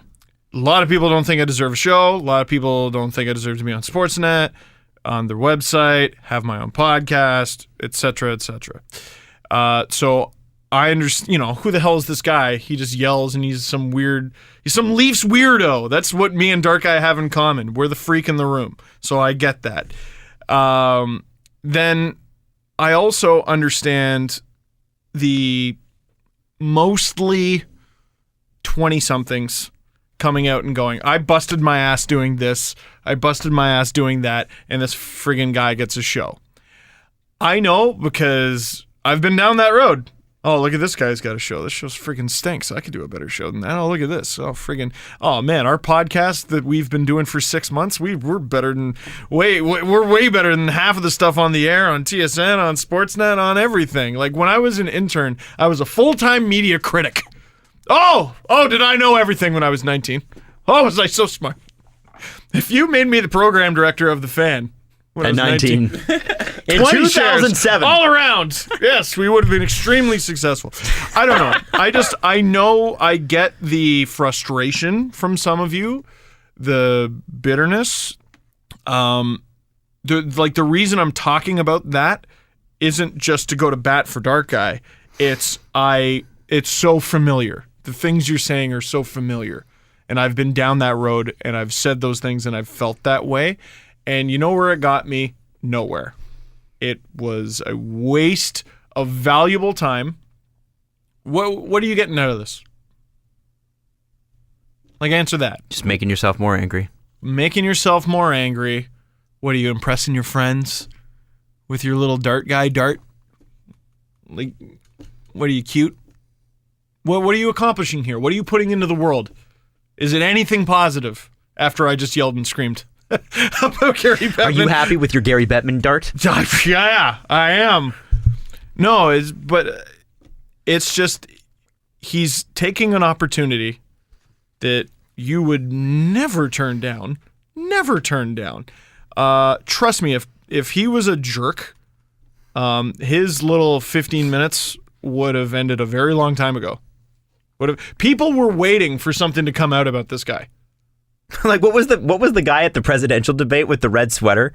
Oh, Ken Bone. Ken Bone. Everybody's like Ken Bone. have not Bones Reddit account. We have not found Dark Guy's Reddit account. He's not Dark Guy is not Milkshake Duck. No. He is Some people were saying that because of I think he said something about kneeling, and yeah, I disagree with him. But that has nothing to do with him getting a show. And it has nothing to do with the content of his character. No, and I assume it's going to be sponsored. It's going to be profitable. And, it's not even the best time slot. I would question how many of the people criticizing him are listeners of that time slot on TSN. Can I just be straight Let the with guy you? have a show. Let Can I the be guy straight have a with you? show and let it be a neat story that he has a show, man. I think I don't know. And if he doesn't do a good job, what are they going to do? Keep it afloat? No, it's going to be like any other show on the air. It sinks or swims. If our podcast is shit and our listenership goes down, we become a lot less appealing. It's in radio, TV, online, podcast, doesn't matter. Sink or swim. Yes, Adam. I want to tell you that this almost ruined my morning. It did. I saw how mad he was. Jesse, you should have seen it. So angry coming in. And if I shared my honest to God thoughts with you, which I won't, there would be many, many who disagree. You should try getting a YouTube channel where you just scream. I'm sure it's cathartic. It's so good for you, I think. Yeah. You know what? You should review every Leafs game. You should. I think after every that's Leafs a great game, and you should record a what video. What would we call it though? Like, because I'm a Leafs fan. So what am I doing after the game? Reacting Leafs fan.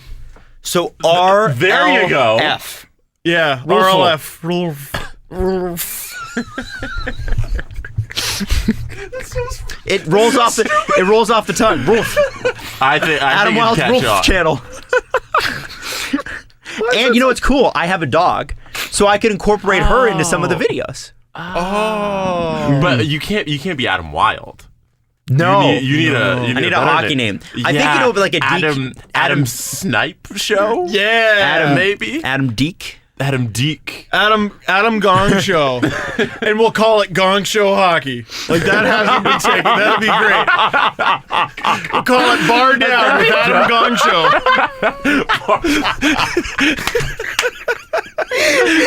We'll call it Bardown with Adam Gongshow. The RLF. So stupid. I would watch those. This is worse than the Sabres stuff. It's so dumb. I'm not proud. No, I'm just... Oh, sorry. No, you were talking. You're the one who was talking. No, listen, we're here for Bar you. Down with Adam Gongshow be the title of the episode. Please let it be. Bar down. Yes. No, you can't throw Bar Down on Sportsnet. Try it. Why not? How about Adam Bardown Gongshow? is a saying. It's not an outlet, okay? You can't just that's like saying, my outlet's called The. Well, sorry. Bar down with Adam Gongshow. Sorry, asshole. We all have to use You that know word. what? We'll make it Bar Down with Adam Gongshow until I'm told otherwise. Okay. Oh, my God. It's time to go bar down with Adam Gongshow. On the RLF. On the RLF. Oh, Reacting Leafs fan here. I am reactive. I feel very reactive. hey, bros. Here's Bar Down with Adam Gongshow. Jake Gardiner fell down yesterday. I guess you could say he has wheeling problems. Anyway. Yeah, it almost ruined your morning. It did. The whole thing. Adam was so angry. I didn't even know there was a negative reaction to this because I honestly didn't think people I thought people would be like, "Oh, good for you," because that was my reaction. Some were. I think most were, And some were indifferent, and that's fine too. Yeah, I was definitely. Let me tell you indifferent. something about radio programming, kids. 3 to 5 on a Saturday afternoon, unless there's playoff baseball on, is a dead zone. So it makes It's a great- programming sense. Well, it's a great developmental time slot to be in, just like we were in overnights. Yeah. I started my career in overnights. What are we gonna do? Knock Jeff Blair out? No. No. We're gonna. No, That's when we should be on. Is overnight. Boss Dave here at Sportsnet 590 is going to go, well, I'll put those guys on super late and let them develop. Yeah. Kind of like putting us in the AHL, Yes. right? Yeah. And he's gonna be surrounded by radio talent. Yes. So, They're acting like it's just gonna be him in a So it studio and ruins just your morning. scream. yeah. See, it did. It almost did. I was very disappointed. And Oh, dadum. I am not, and I don't say that often. Like, sometimes I'll say I'm mad, but I was disappointed. Like, it hurt. Because, and again, I won't get into this, Oh. but Oh. I expect more. Oh, there it is. Okay. I expect more. And I will say this. You will free yourself when you accept that the world is not fair. Yes. You will be free to find your potential. Now, is it incumbent I don't on even you know if to try to it's- make the world more fair? Yeah. Yes. But also accept that there are going to be instances. Yeah. I can't tell you how many times in my career I've had instances where I'm like, I thought I should have that job and I didn't get it. Devastating moments. However, Yeah. I kept working. Now that you have had a chance to look back a little bit, how many of the times where you thought you should have a job and didn't get it, do you now look back and go, oh yeah, no, I shouldn't have got that. That was right. Every time. Yeah, for me, almost every time. Actually, you know what? There is one. No, there's one. There's one I still Where believe. you were like, damn it! Damn it! Yeah, but I let it go. No. But you know what? The best part about that is it opened up other doors. I wouldn't be doing this show. No one's making you do anything. No. I wouldn't go with the life's not fair route. I would go, Well, life isn't fair. well, yeah. So regardless of the subject matter. Dispute me with it or not. It's not. Yeah, like I would just say, oh shoot, where was I going with that? No one's making you do anything. So if you see an opportunity that you would like and you don't get it, your options are quit or keep going till you get it. Mm-hmm. That's it. Yep. 2, binary. Those are your 2 options. I don't know. I wish him the best of luck. I wish him the best of luck. I'm happy for him, and I hope his show is like any other show. It sinks or swims. Yeah, like any show. Any show. I'm happy for him. There it is. I'm happy for him. That's all. All right. And I told him that. I wish, DM'd him. Is this better before or after me yelling and screaming? I wonder if Gary Bettman's in a room somewhere going, see, Steve, take a little of your own medication. You don't know. We need to make money in China. What's the point in going? Yeah, what's the point in going? There's 1 billion people there. We can't fill a 20,000 person arena. What's wrong with that? You said they're having a conference today? The NHL and the NHLPA, according to Elliot Friedman, they are here in Toronto. Is it making money? Ooh. Good question. If it's not. Probably shouldn't have it. Do lockouts make money? They should stop having them. I agree. Wow. Steve Dangle, everybody. Hey, let's do the press conference. You know, there's sound in there that Yeah, but I does like that, it. But I like it. I like doing we the... paid to have. Yeah, we actually bought that. I like sounding like an enthusiastic raccoon. No? I don't None know. of you have ever heard a raccoon make that sound? No. Yeah, a little. Toronto Zoo. Actually, that's not true. One time I accidentally threw a garbage bag at one when I worked at McDonald's. Why do they have raccoons at a Toronto zoo? Yeah. Oh, yeah. So raccoons are extremely popular at the zoo because they don't have raccoons in certain parts of the world. Like so we have people who are on vacation, they come and they're like, wow, that's crazy. I had a cousin from Aruba stay with me when I was like in high school, and he freaked out about squirrels because he had never seen squirrels before. He grew up on an island, so he had no idea what they were, and he loved it. Yeah. So it's a thing. It's a thing. And like when we were in California, we saw all these like manatees just on the beach. You know who was on the beach gawking at them? Probably no one from California. Mm-hmm. It was just a bunch of Canadians going, holy shit, that's crazy. I don't know. Anyways, first question in the Pico. How many Tim Hortons hockey card packs will you buy this year, Steve? Oh, I'm already at like 6. I got a lot in my car. What do you do with them? Actually, recently, my wife's friend, who is also a teacher, wanted a bunch of cards to like distract her students with, like so that they, I guess, don't tear apart the entire classroom. So I gave her like a giant shoebox just full of hockey cards. What did you do with them and a lot of those before? were Tim Hortons cards. Before you could give them to kids. Kept them in the shoebox. Yeah, kept them in the house. Duh. What do you do with hockey cards? Keep them and let them get dusty. I've given away more hockey cards than I currently have, and I still have thousands. So I'm not proud. I've probably given away at least 5,000 cards. Actually, a few years ago, I mailed cards to people who watch my YouTube channel. Hey, we did that on this show. We did do that on the show. Like That's right. actually snail mailed. Crazy. Got a bunch of responses back. And we signed every letter. We hand wrote and signed every letter. That's right. I remember doing that. It was fun. Hungry Sloth on Reddit wants to know. Wow. That is, by the way, so me. Hungry Sloth. What do you think of James Neal's start? Is he the real deal? He is, in fact, the real deal. He's one of those players where he kind of needs to be first line. You know what I mean? Like I don't know if this is a fair comparison to Ovechkin, obviously, but I think some players just succeed as the guy. I mean, you look up and down the Vegas lineup, who the hell's scoring a goal for that team? If it's not James Neal, I don't think there's going to be a goal this year. When they trade him, and it sounds like they'll inevitably trade him, they're in deep trouble of getting the first overall pick. I think I think he is the real deal. I don't think he's like a more than a goal per game guy. I don't think anybody is these days. But no, I think he could do 40 this year.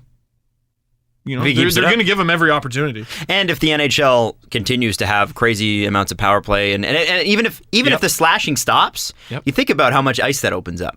Exactly. Yeah, the scoring will go up. For a freight train like James Neal. I mean, he could have a 40-goal season and Vegas still sucks. But no, I think he's capable. Yep. It's happened in Toronto. It has. Diamond Master's dad wants to know. Hey! After Adam's misguided comments on overtime in the last show, Wow. let's get serious about 3-on-3. Okay. Who is your ultimate 3-on-3 line for current players in the NHL? I'm adding that stipulation. Let's do who's your best 3-on-3 lines for the Leafs. So you get one line, and then who are they going up against? The best 3-on-3 in the league. Okay, let me throw out a question. So almost every coach throws out at least one defender. Mm-hmm. Is there a point to that? I don't think there is. Unless you have a defender like a Jake Gardiner. Or Riley. Or a Morgan Riley, yeah. But who are like almost forward defensemen. like, Yeah. okay, if the Leafs were to put out Matthews, Marner, Nylander, is that a crisis? Is that a defensive crisis? No. I think 3-on-3 is a defensive crisis, so it Yeah, doesn't matter. exactly. There has to be a reason that Babcock's not doing it. I wouldn't sit here and be like, that would be better than I don't know if any you're- coaches regularly send out 3 forwards. But That's why a good is question. That's a that? good question. Maybe there's something that to be explored there. It's like, why for 30, 40, 50 years did they send out 2 defensemen for a power play, and all of a sudden they're only sending 1? Yeah, and everybody realized that you don't need that second defense. I think it's because it's always been done that way. And when you go 3-on-3 in a penalty kill situation, you send out at least 1 defenseman, most likely 2 and 1 forward. So people are like, well, you at least have to have 1 defenseman on the ice. Well, not necessarily. I'd love to see that. I think the Leafs are a team that should try that. So I need to do my Leafs one? Yeah, do your Leafs one, and then pick another team, and you think they're the best 3-on-3. I want to say Gardiner behind Nylander and Matthews. Mm-hmm. Yeah. Yeah. And then my league-wide one, Yeah. McDavid, Matthews, Carlson. Ooh. Oh. All right, I'll take your league-wide one because I can't beat that. Yeah. You nailed it. The only one that I could see that might, but he'd never supplant Carlson is Brent Burns, but because he's ridiculous. What about And he's also like a forward defenseman, right? Like he played forward, he's played defense. Keith? what if you went McDavid, Ovi, Carlson? McDavid, Matthews, Crosby. I was about to say that's the first mention of Crosby. Yeah, why not? The MCM line. Crosby's the too CMM. slow for 3-on-3. Yeah. Crosby, Yeah. he's too slow. He's He's hit a old. wall. Yeah. For the Leafs, though, I'd love to see, because both Nylander and Marner, I noticed last night, and I've noticed recently, have been quarterbacking the power play up top with like Riley and Gardiner. Mm-hmm. So I really, and Zaitsev too. But I'd love to see Nylander, Marner, Matthews. Matthews takes the draw and switch in who you want. I would put Nylander up front, and then you put Marner as the quarterback. I'd love to see that. Oh my God. All-Star I would love game. to see that. Oh, Wouldn't that be great if they made the All-Star game and got to do All-Star things? that should be something that they have at the Leafs scrimmage. Is they split the team in, like, you know, the skills competition? They should split the team in half and have them play a game of 3-on-3. Oh, that'd be fun. 10-minute game of 3-on-3 against each other. I think that'd be awesome. Come on. Have Matthews, Nylander, Gardiner go up against Marner, JVR, Riley, or something like that. Be good. Be It'd good. be a little bit good. Final question is for Adam Wild. Oh. O'Milla has a question about Big Ben. Oh, Do boy. you think he's done? He's looked awful for the Steelers He so sure far has. this season. I'm not in panic mode yet. But what about you? I was like, how many games has he played for the Stars? So I'm in hockey mode. Big Jamie Ben. Everyone calls Jimmy Can't have Ben football Big Ben. players involved in a hockey trip. If you haven't heard about this controversy, it's a little bit frustrating because you have one of the best quarterbacks in history. Yep. I wouldn't think that anybody would dispute that. I don't know if he's a top 10 ever, but he's amazing. Well, it's He's a Hall of Famer. championships, right? Championships, winning records, and he's played very well on teams that really didn't deserve to be as good as they were. Ignorant question. Is he still playing? Yes. That's why hence Jesse saying he hasn't played that well this year. Oh, sorry. But Dude, I know like 4 quarterbacks. it's cool, man. It's cool. So here's the thing. So imagine your best player has played, and you have to remember that, football, every game is like 9% of the season. Yeah. So imagine after 30 games, Sidney Crosby says, well, I haven't had a good 30 games, and, maybe I just don't have it. Oh. Imagine Sidney Crosby says those words. He turkey dumps his career. How do you think Pittsburgh and the rest of the NHL reacts to that? Poorly. Poorly, right? Poorly. Now, going into this season, again, putting it in hockey terms, let's say Sidney Crosby has already openly contemplated retirement. Mm-hmm. And then says that after 30 games. Oh, is he dogging it? And it's not like this is an analyst, this is coach saying it. It's coming from him. He's saying I don't have it anymore. Yeah. And Antonio Brown he also threw a fit, I think, in game 4 and threw the Gatorade thing on the, and Antonio Brown him and Odell Beckham Jr. are the 2 best receivers in the league right now. And now that might be Antonio Brown being frustrated with Big Ben. Their offense has been bad. And the problem was, going into this season, on paper, the Steelers are supposed to be a team that should go to the Super Bowl. They are that good. They're that deep on offense. They've got great receivers. They got a great running back who they're probably going to lose at the end of the season. And it's Steelers defense. That's what Steelers and defense synonymous with each other. Totally. I think it's a little bit scary when a guy says that. However, I have seen Big Ben go through depressive bouts before. We've seen dips in him before. And there are people that are just prone to that. I think everybody is. So I wonder if it's just a bad moment. If they caught him at a low moment. Jacksonville's defense is really good and ate them alive. Ate them alive. People aren't used to Jacksonville being good. Their defense is really good. And they're winning games like 9-6. So I wonder if it's not just Ben being frustrated. They caught him in a low moment. The season's hard. He's 32, 33 or something. And his body's tired and, he's taken a lot of hits and he's thinking, I don't know if I want to do this anymore because it's a lot of pressure. 35. Playing football. Jacksonville is the team with the yellow cat, not Cam Newton's team, right? Yeah. No, the black cat. Thank you. Jaguars. Right? Mm-hmm. Yeah. Oh, okay. Yep. No, Panthers are black. I don't know. Jags? Yeah, I guess. It's like a black and yellow. Black and yellow. You're thinking of the right team. The other cat. I know my predatory cats. They might as well be the Wildcats. Versus the Wildcats. No, and didn't they come into the NFL at the same time? Huh? Around the same time? I don't know.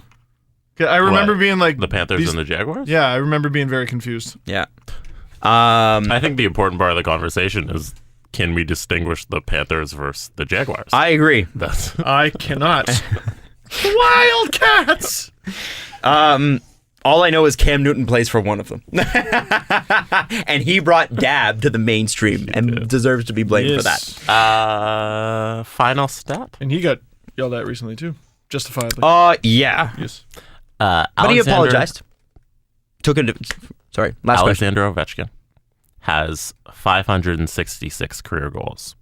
That is the most in the NHL since the start of the 99-2000 season. He made his debut in 05-06. Say that one more time. Wow. Repeat that. So wow. Ovi scored 566 goals. Mm-hmm. That is the most since the start of the 99-2000 season.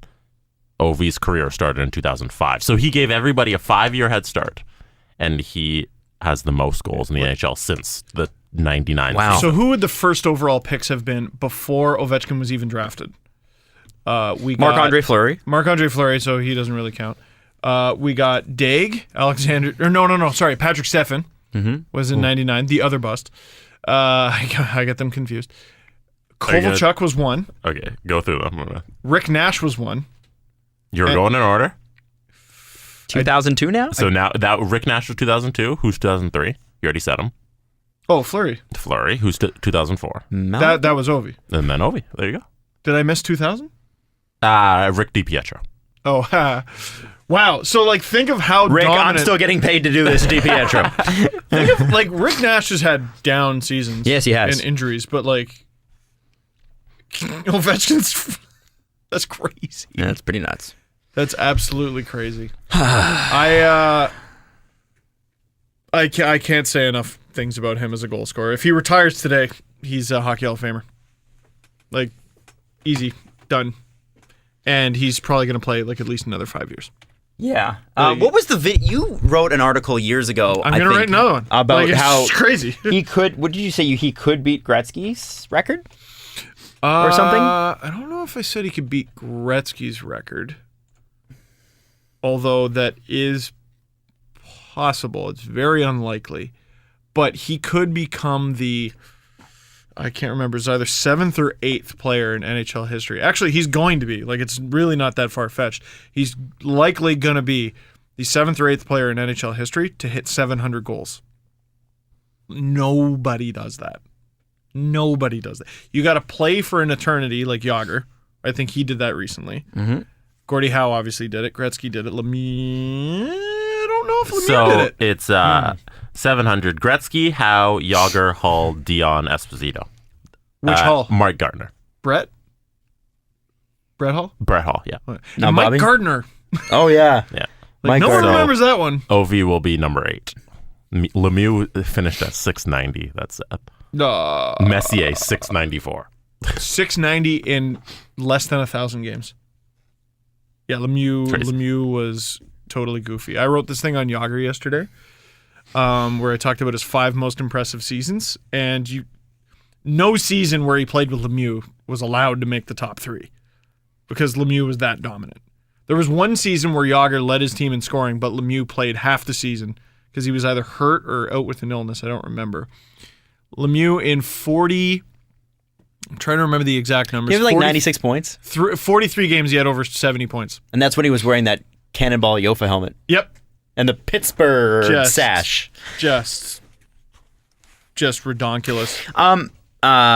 We were robbed of him, man. Somebody posted a picture of the Vancouver Canucks 1970s jerseys the other day. I think it was Mike Camito, who does a bunch of history posts and stuff for the NHL. Were those the blue ones or the ridiculous stripy ones? The stripy ones. The V that was supposed to... I think they said it was supposed to strike fear into the hearts of opponents, that they believed that. They did some sort of... Like, I believe I read that somewhere. Yeah. I wondered if there are any Canucks fans listening that actually have that jersey. Because I asked him at the time, did anybody, like... Because in the 70s and 80s, buying a jersey wasn't the same as it is now. Like, you had to go to specific places to buy them. Not everybody wore them everywhere. You had to send a letter to Monsieur Eaton. That's right. And you didn't go to games in jerseys. You went in a suit and tie. At a certain point, that switched over in the 80s. But Clegg-Hahn. That's right. Score 6 goals. So I want to know if anybody has one, and I want to see a picture. Like one, especially one from then. Like, I bet you can buy them now. I saw a Potvin authentic jersey yesterday. Potvin? That was like, Felix Potvin, sorry. That was like from then. Like from when Potvin wore it. Are there little threads hanging out of the 29 and stuff? I didn't get that close to him. There isn't mine. I saw a... Tell me if this is a jersey foul for you. Uh-oh.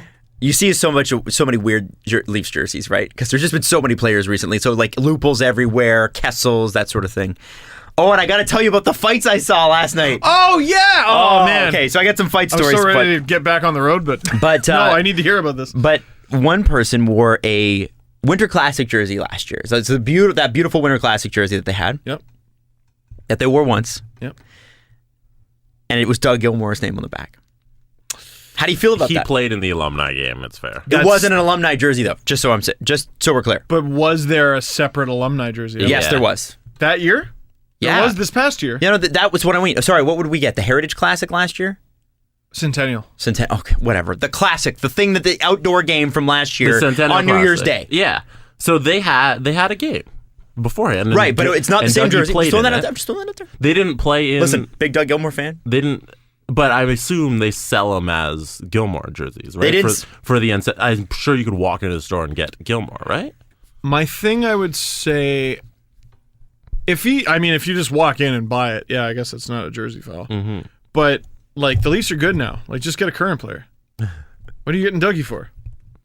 Just get Matthews. But 92-93, Steve. Yeah, I'll never forget. By the way, leaving the game yesterday, and this is, if you didn't see my tweets, don't peak in high school.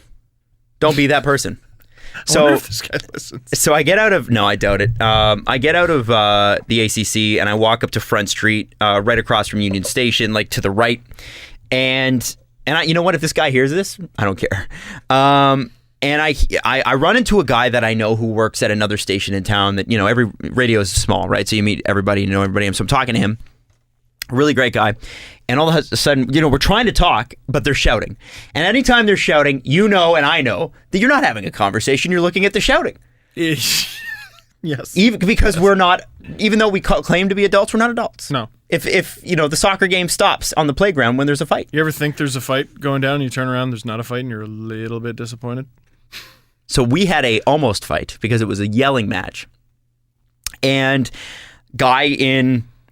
there's a younger guy, a bit of an older guy. I won't get into descriptions because it doesn't matter. Bit of an older guy, wears a suit though. So like you can, a little bit more established, younger guy, a little bit more like me. Okay. And so they're yelling and we're trying to have this conversation, but we're both looking over kind of like, so it's like, yeah, you're great, cool. Yeah, I wonder what that's about. Anyway, the fight, as fights do, almost like a hurricane, moves over towards us. So now we have to be on our guard. What is there a name for that phenomenon? Because fights move. The fight tidal wave? Yeah. You ever seen a bar fight where there's like a gravitational pull towards the door of the bar? Like opening the door on a plane while it's in the air. It's insane. I am going to fight you out this door. I've seen it happen in Scarborough. And I mean, like everyone just tumbles towards the door. I'm not surprised you said Scarborough. Through everything. And yeah, well, happens. So when a bod gets in your face. So the fight, they're yelling. And I look at one of the guys and I go, the younger guy. Huh. Because I kind of I glance at him and I, again, trying to continue this conversation. And then he says, you messed with the wrong guy, pal. I'm going to, and excuse my language here, I'm going to fuck your entire family. What the hell? I know, right? This is the things you say when you're heated and you're dumb. They don't necessarily make sense. No. And so you're gonna go after okay guy, you're gonna go after middle-aged dude and his entire family because of whatever fight you're in. That chirp was quiet. It was. He will not get it. Anyway, I listened to that segment again, Jesse. You were just a mastercraft of douche. You're so. That's what I do best. So funny. And I look over again, and I'm like, and I tell the guy I'm like, oh my god, I went to high school with that guy, and he's like, no way, and I'm like, yes. And that guy was a guy who always kind of was on the edge in high school. There's those guys, and they seem a little bit mysterious. Crazy, and he was man. Super popular. He was a year younger than us. Super popular. All the girls loved him. And I know we got to look at your yearbook because I can't remember his name, but I know it was him. And I just thought, man, I can't think of a place I can't think of a worse place to be than fighting outside of a Leaf game.